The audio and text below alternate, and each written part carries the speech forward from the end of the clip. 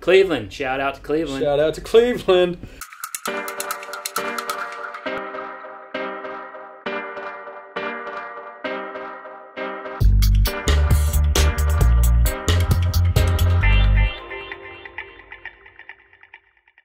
Sweet. Welcome to the big show. Coaches on couches.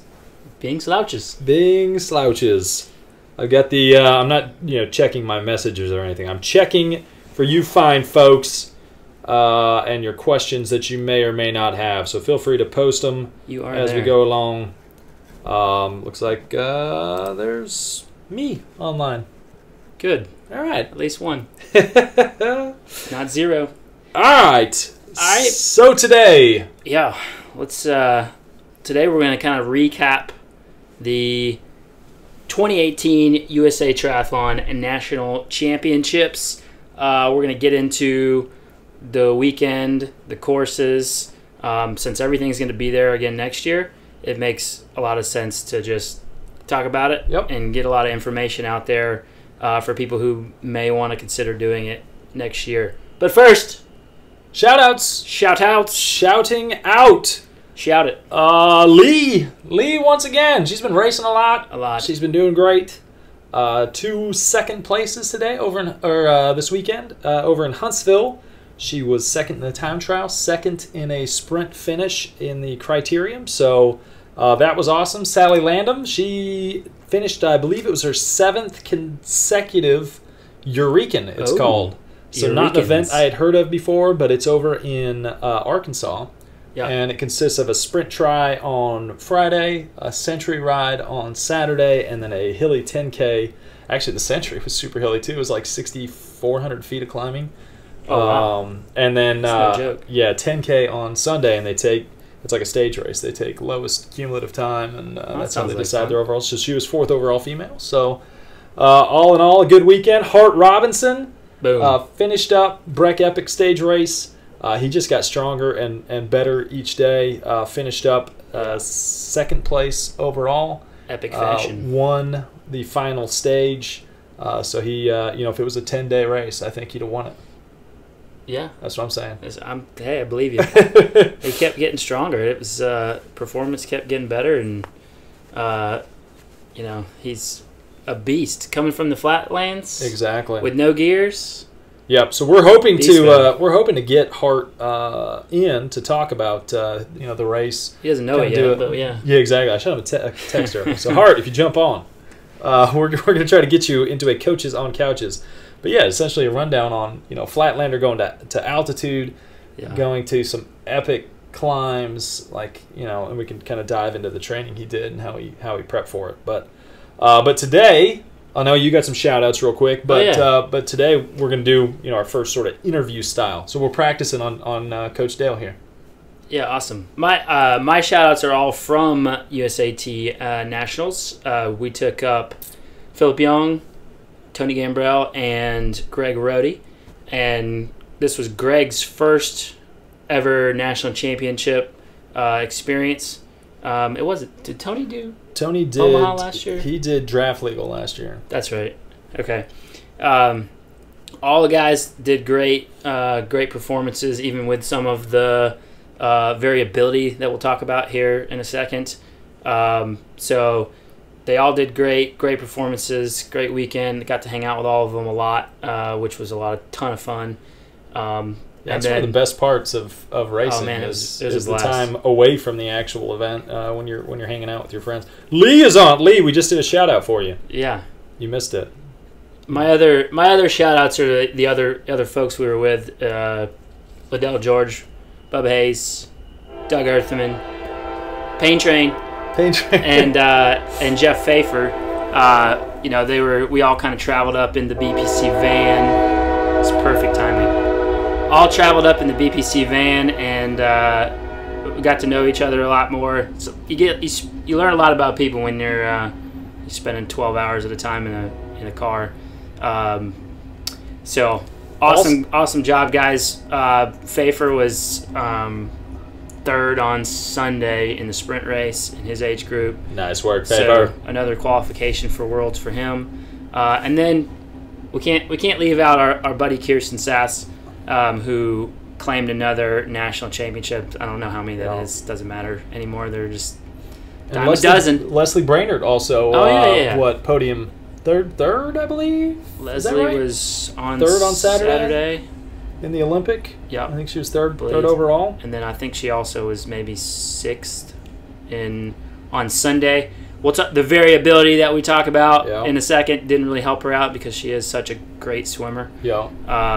But still did awesome for the weekend. Yeah. So. Memphis area definitely holding it down. Yeah. Which is cool to see. It was good. All right, so there's our shout-outs. Shout-outs complete. Done. And we probably miss some folks as well. But, always. We always do. All right, so let's just kind of dive into this. For someone maybe on the fence about getting into triathlon, or someone who's never done a national championship style event. Pretty much, folks, once you get into racing, there's travel involved, right? Yeah. So let's just sort of start at the beginning. You've got 11 or 12-hour drive. Yeah. So the race was in Cleveland. So yeah, from the Memphis area, like with stops, it was about 12 hours one way. So really totally drivable. The drive really wasn't bad. Of course, we had a few people to split up the drive. Like I said, we took it was 4 of us that traveled up in the BPC van, and I didn't have big expectations for Cleveland.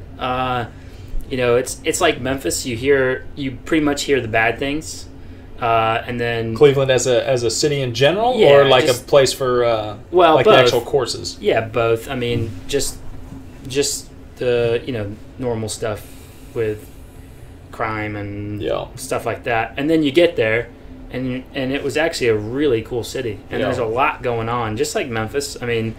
A lot going on, a lot of new things being built, a lot of really cool restaurants and places to visit, touristy stuff. And of course, you got the massive Great Lakes. So I thought it was a really cool city, and I'm kind of looking forward to trying to go back next year. Cleveland, shout out to Cleveland. Shout out to Cleveland.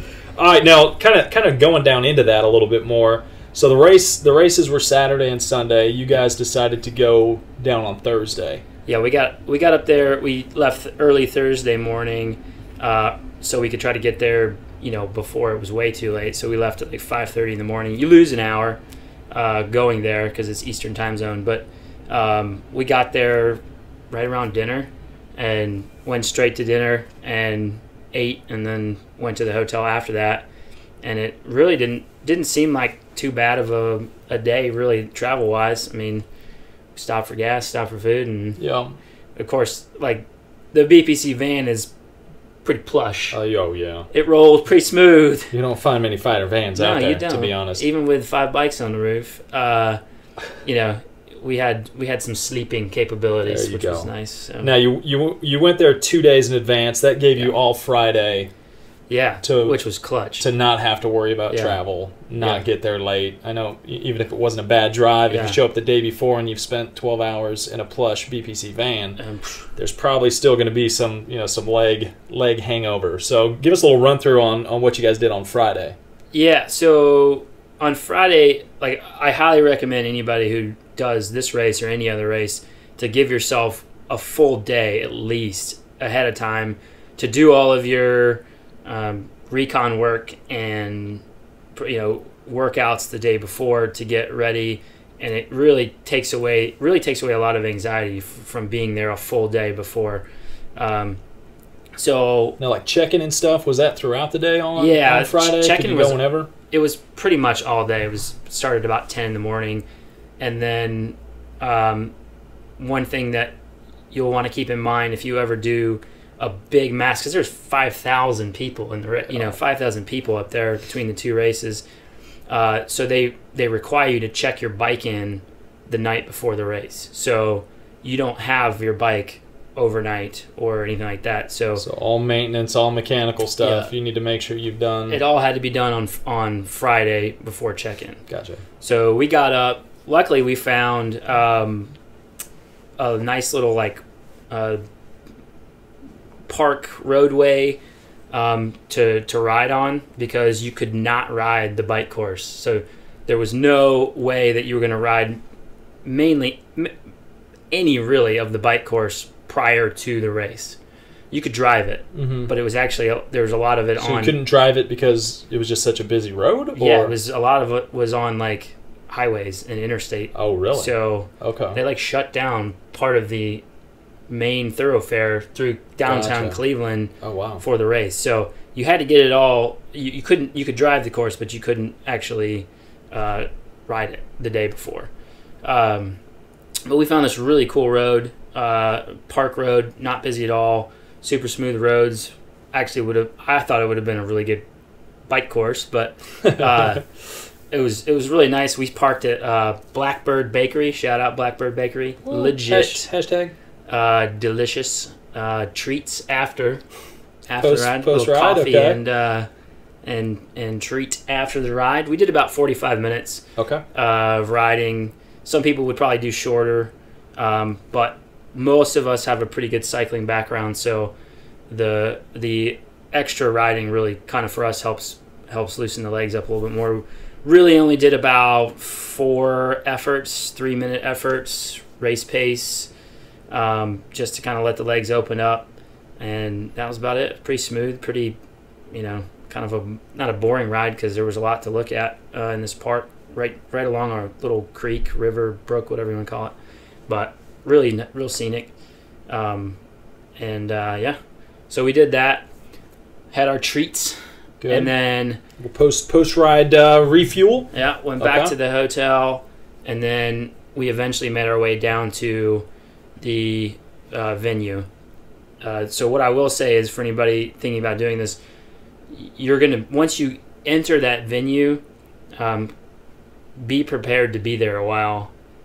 So you're gonna be outside, sunscreen, fluids, food, snacks if you need it. Because once you get in there, you don't leave until you're like ready to go to leave. So it's not like you can. So how much time would you say you were there? We were there so we rode at 9:15 to 10:15. So we got there around noon, and we did not leave there until like 4. Oh wow! So that's something, especially if you showed up thinking you're going to be there for 30 minutes, and it's right before lunchtime. You haven't eaten. That could have been a really bad thing the day before. Yeah. There's no in and out when you get in there. I mean, because parking is kind of a nightmare because there's 5,000 people trying to find a parking spot. People checking bikes, I mean, it's really it got crowded on Friday, but we found a parking spot eventually, and we ended up not wanting to wait in line because the line was like snaked all around the registration packet pickup. So we went and swam first. Okay. And did a quick swim, and they had the beach open. They had people out there in kayaks and stuff monitoring the pre-swim. They limited you as how far you could go out and stuff like that because the water was super choppy, like real choppy and big swells and stuff. Yep. And I think the pre-swim day, Friday pre-swim, freaked a lot of people out because it was so it was bad. Like it was rough. I thought okay, if it's like this tomorrow, it's going to be a real slow day. But so mindset wise, so say someone who's not a strong swimmer, you go out there, you do a pre-swim, and you now realize that, oh man, there may be some pretty decent sized swells. Yeah. What's going through your head? Is there ways you can sort of try to block that out? Yes. And not let it psych you out? They also threw in there that it might not be wetsuit legal because the water was on the edge. But they always just throw that in there. Yeah. You have to understand that race directors will do pretty much anything in their power to make it wetsuit legal if it's not blatantly not wetsuit legal. So I didn't really have a doubt that they would make it wetsuit legal. Mm-hmm. But the big thing is, and I learned this too several years ago at Ironman Florida, swimming in the afternoon in the water is completely different than the early morning. Yeah. Once the wind kind of picks up in the afternoon, the swells pick up. Yeah, absolutely. Morning's usually a lot more calm than. It's always going to be more calm in the morning. Yeah. Unless a storm's coming in or something. Yeah. So I didn't really worry about it too much because I knew it was going to be better than what we had just swam in. Yeah. and I would have a wetsuit. I didn't pre-swim in the wetsuit. Okay. So you got your swim in. Yeah. Did you run it all on Friday? Yeah, we immediately went and changed, and then got in. We got in part of the run course, so maybe 2 miles of it. Okay. So we'll kind of get into the courses here in just a second, but we got that out of the way, ran, and then we stood in line, got our bags, and then we went back to the car and got the bikes, did the last checks, and I was glad that I did because there was some shifting issues that were going on for some reason on the bike. So got all that taken care of, and then we checked the bikes in, and literally by the time we wanted to leave, it was after 4 o'clock. So already time to eat again by that point. Yeah. Oh yeah, we were looking for food. Like, yeah, we probably went a little bit too long without eating. Yeah. But we were ready to eat like that right afterwards. So the rest of the day, anything special? Went and got dinner. Yeah. Chilled out, relaxed. We found Lucky's Market.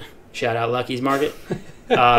Lucky's Market is like a really nice health food grocery store, like Whole Foods and Sprouts, and they had a bunch of pre-made food, and so we kind of just picked out. We went there 6 times over the weekend. Gotcha. I think they knew us by name by the time we were leaving, but we ate at Lucky's and then went to the hotel and pretty much chilled. Excellent. So. All right, so we get to was there a discussion? So we have athletes are there. There's a pretty good Memphis crowd that's there. Yeah. Were you guys kind of discussing the course? Did you guys drive the course? I know you said you couldn't ride it, so were you able to drive it so you kind of knew what to expect on the bike and the run? Yeah, we drove the course. We drove the course after we left the venue, so that's what we left the venue on 4 and just drove the course to check it out. Huge key, always try to at least drive the course. Yeah, I was super happy that we did drive the course because there were some. So as far as the bike course goes, like I said, there is a lot of it on interstate type roads where it's 3 wide, and we went over some bridges that were under construction, and there's some areas where the road was really patchy. I wouldn't say it was the fastest bike course in the world because of those areas. There were some good straightaways and stuff like that. It's not too hilly, but the bridges were pretty grindy and stuff like that. But the main slowdown on the course was the bad sections of road. You just had to ride heads up and just be careful a little bit because of the patches and the little grooves in the road. So I have a feeling that a lot of that by next year will be taken care of, fixed up. But all right, so let's go ahead and dive into kind of race day. I know we talked on our last Coaches on Couches about kind of meal timing, so we won't dive too much into that. But let's sort of get into the race. What was your strategy? How did you approach the race? How do you feel you paced the race? Did your strategy change kind of on the fly once you got out there? Just kind of run through how the race went for you. Yeah, so morning of, we got up at 4:30, 4:15. Immediately ate, just to give plenty of time. And then we headed over to the course at 5. So we were in transition by 5:30 because your bike's already there. So basically you're only checking over the bike, pumping the tires, stuff like that, setting up your transition area. So we did all that in the morning, and then you have to actually physically check in your bag. Pierce Connolly, thumbs up to you as well. So we had to actually check in your bag, anything that you weren't using, your backpack, and had to be fit in this bag, and you gave it to somebody and you checked it in so that it was there for you afterwards. So we got in a little bit of a warm-up run, but that was really it. Just because there were so many people? Yeah, there's not. You can't really do a bike warm-up. There's not really room for it. You could run, and they wouldn't let you in the water until I think they gave every age group 10 minutes to warm up in the swim. Okay. But that was about it. So I would normally get in at least half an hour on the bike prior to. That's just what I prefer, but it just logistically didn't happen. So we did some active dynamic stuff and ran and then it took me half an hour to get in my wetsuit as per normal. And then yeah, we walked to the beach because I actually was in the first age group. So they did an age group wave start. So every age group was its own wave. I think my age group had about 150 or 160 people in it. And we ended up going first. And so there were age groups that like didn't go for almost 2 hours after. And I know we mentioned that last week, but there were several people, even guys that we were with, who didn't go. I went at 7, and they didn't go till almost 9. Yeah, which can be an issue too. So if you travel with a big group, and the ride has to be there at 5 a.m. or 5:30 a.m. and you're not going till 9 a.m. You got to plan ahead for that. And I know we talked about that last week. Yeah, so we got everybody to bring food and stuff like that who were later, and so the swim. We talked about the swim being, well, first off, the Olympic was the first day. Yes. And the sprint was the second day. Yeah. So you got the longer event on Saturday, shorter event on Sunday. Yep. Pacing for that. Usually, especially in the Memphis area, it's always the reverse if it's a 2-day event. Usually sprint on Saturday, longer on Sunday. So going into it, what was your plan? Were you going to try to go all out on the Olympic? No, personally, I'm more of a sprint. I would say sprint specialist. Because that usually means the bike is the longer, like a very, there's a lot of, proportionally means more in the race. And I was just going to go pretty conservatively on Saturday. That's just because I wanted to have some legs for Sunday, just because I had a better chance of a better placing on Sunday. So I didn't want to blow it out of the water. So the swim ended up being long. So the swim, instead of an Olympic distance swim, I'm assuming because of the wind, the buoys got moved, and it ended up being basically a half iron swim. So when I got out of the water and I looked down and my watch was like 30 minutes, I was like, this is the worst Olympic swim I've done maybe ever. And it kind of got to my head a little bit. But then I thought to myself, there's no way. It had to be long, because it felt long. But so I just put it out of my head and got on the bike. Which is key. I mean, mentally that can really psych you out. Don't let one aspect of your race totally demoralize you. You got to kind of take things in stride and not, beat yourself up. Yeah. I mean, I was pretty certain that wasn't the case. So I just put it out of the head and got on the bike and did my normal thing on the bike. I actually rode pretty conservative on the bike and didn't overdo it. I was hoping to have, at least I was going to be happier if I had a decent run than having the fastest bike split.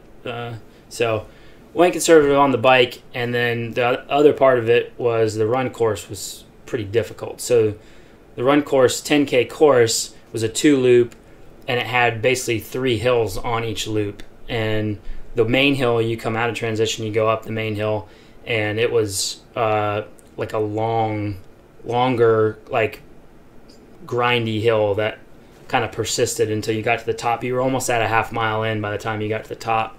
Then it's flat up at the top. There was some windy stuff that was a little annoying as far as like having to wind several times in one. Like there's no way to run tangents because you're basically doing S curves.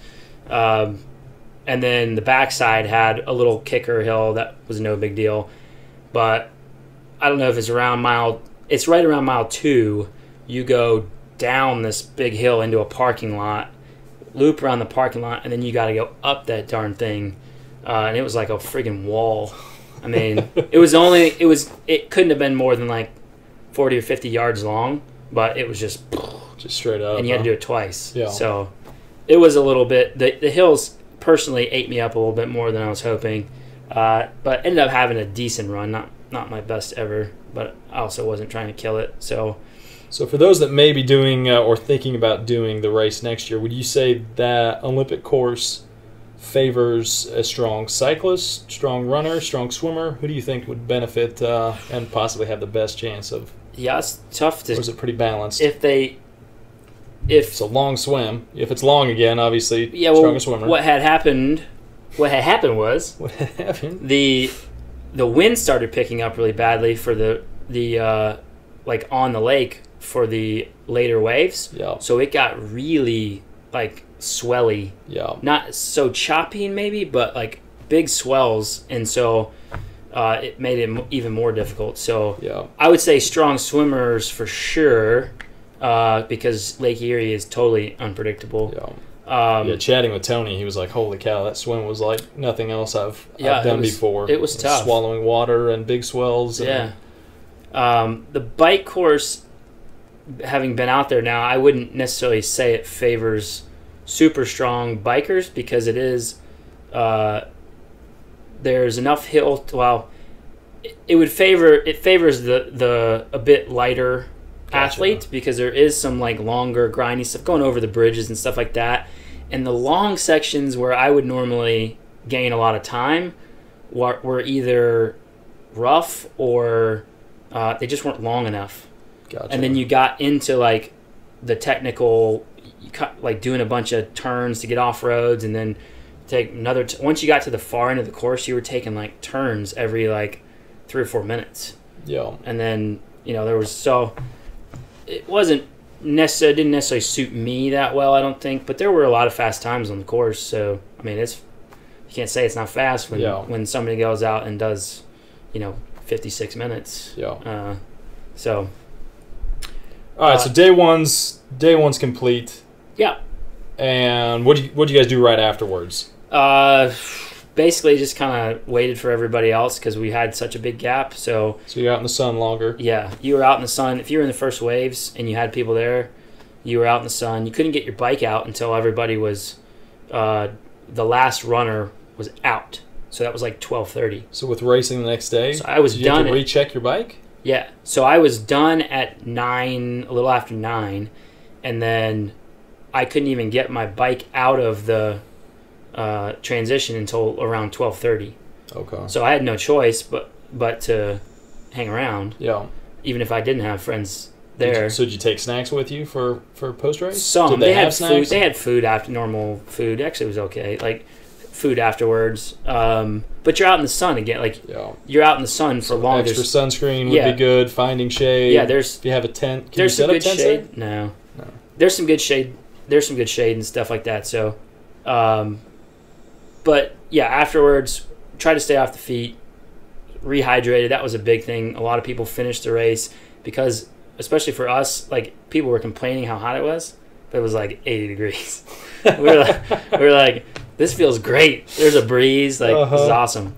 So we were like dead set on sitting down, rehydrating, getting some food, stuff like that, and then we kind of had to wait around to recheck the bikes. So we could move the bikes at 12:30. We moved them to another rack. And so they could renumber all the racks. Okay. And then we left and went back to Lucky's. Lucky's. Got some more food. You got lucky. And we went to the hotel, showered, and all that stuff. And then we came back to the venue at like 4 to actually we a few of the guys went back to the venue and renumbered, thankfully, appreciate it guys, renumbered the bikes and moved them to, so we didn't all have to go. Gotcha. So they renumbered the bikes and then moved them to the right spot on the rack. So Excellent. That was clutch because I was tired from the early wake up. So, so if you're racing the next day, you can move your bike off your rack, and then you can re-rack it later after they renumber everything. Okay. So it's still a long day if you're doing both. It was longer than Friday. So we were there, we were outside for cumulative time longer, even though we weren't out as late. Gotcha. So say someone who's traveling there by themselves and they aren't worried about, people being there later. Is this something where, if someone's really hoping to have a great sprint the next day, that you'd recommend them going back to a hotel or... Yeah, get off your feet, get out of the sun, get some good food. You can come back and check your bike later when it's not as busy. I mean, a lot of people started leaving. You have to, if you're not, you can get a VIP parking pass and park on site, or you had to get shuttled in. People parked at the Cleveland Browns Stadium and got shuttled in. We were lucky enough to stay in a hotel close to the place and on the opposite side of the course from the city, so we just kind of got as close as we could to the course and then walked in, Gotcha. which was clutch. All right, so big changes happened on Sunday. Yeah. Sunday, they decide to cancel the swim. So when did they announce that? In the morning. What was the thought process? It was weird. I mean, I'm assuming they probably knew they were going to cancel it, but in the morning, so there were some things that happened on Saturday, and then there was a storm offshore apparently that was creating some weird currents in the lake, which is not uncommon for a giant lake like that. So we actually got wetsuit, did normal warm up like we did the day before, got the wetsuit on, went and got almost down to the shoreline, and they said there's going to be an announcement. Swim's canceled. There's going to be an announcement in 30 minutes. So it's backing up the race already half an hour. And then they just said they're canceling the swim, which totally was the right decision for the way that the currents were acting. And then they turned it into a duathlon with basically a 2.5K roughly run on either end. So instead of a 5K run at the end, they shortened the course and made a 2.5K run, same bike, 20K, and then 2.5K run. Gotcha. So K-Fun's waving at you. What was that? So it fit, So mentally for you, you're probably like, sweet. Yeah, I wouldn't. Swim's not your forte. I wanted to do the swim, but well, you say that now that you're sitting on a couch. I You're like, can we just lengthen the bike? Can we maybe make this a 30K bike? And if we could have taken this... Just a bike run. Yeah. If we could have just done one long bike and a short run... You'd been all for it? Bam. But yeah, I mean, it did favor me. The changes favored me for sure. There were some people like Leslie who, and even Philip, who are great swimmers, and that would have probably really helped their overall placing. So it's kind of a bummer in that respect. Yeah. But it was a change they they had to do it. Yeah. They were ready to do it, and they got it done really quickly. I mean, to turn the race course over in 30 minutes is pretty impressive. So what's the strategy now? So run, bike, run. Yeah, with the shorter run on the front end and the back end, it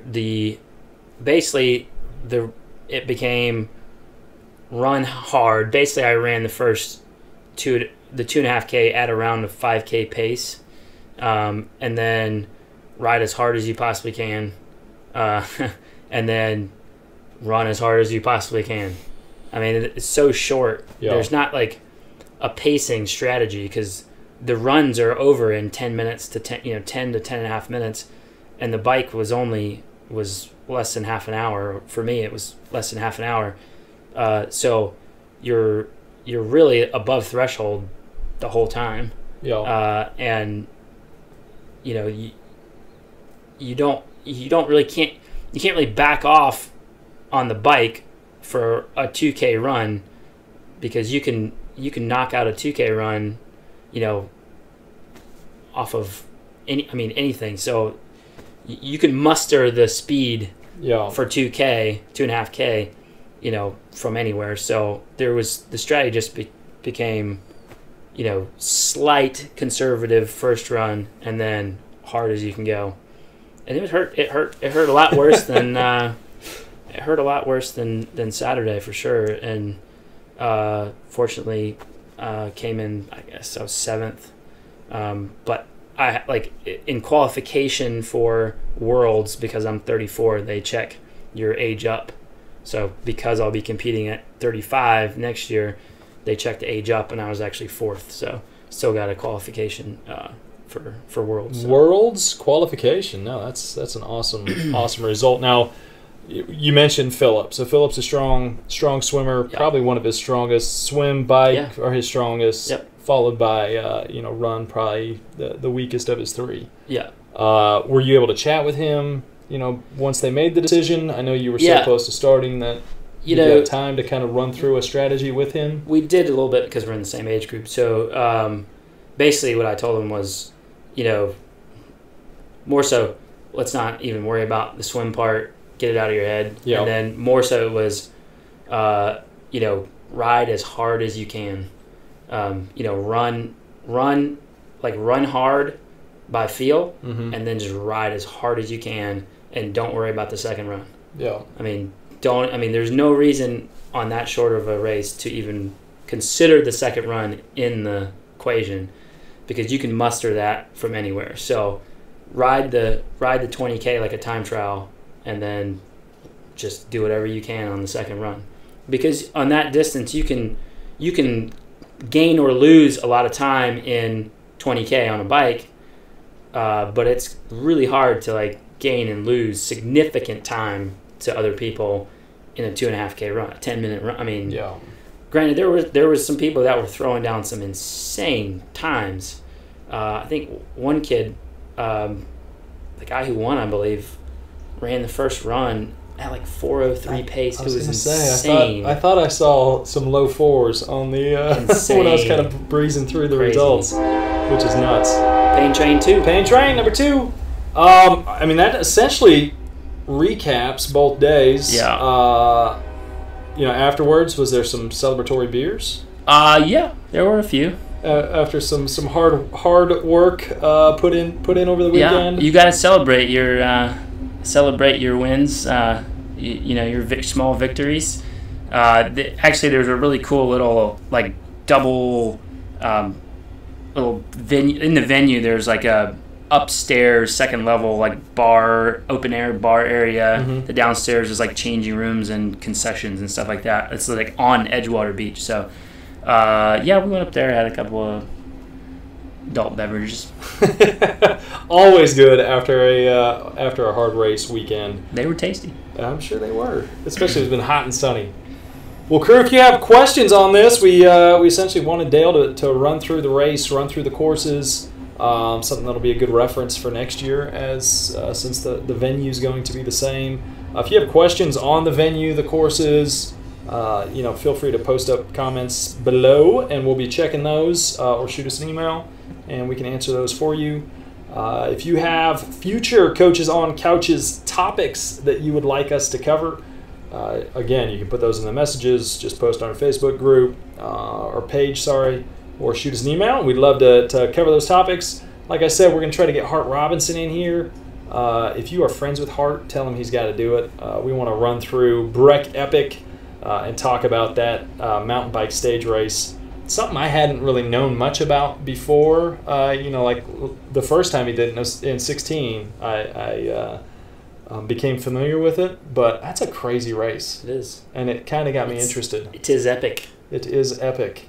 Hopefully we'll have that coming for you, and I think that's all I got. It. You got anything? That's it. All right, Coaches on Couches, being slouches. A little longer today, one technical difficulty. There's always going to be it. There's always, you can guarantee it. Just like in a race and in training, there's going to be hiccups. You just got to power through. All right, adios. That's all we got. Peace.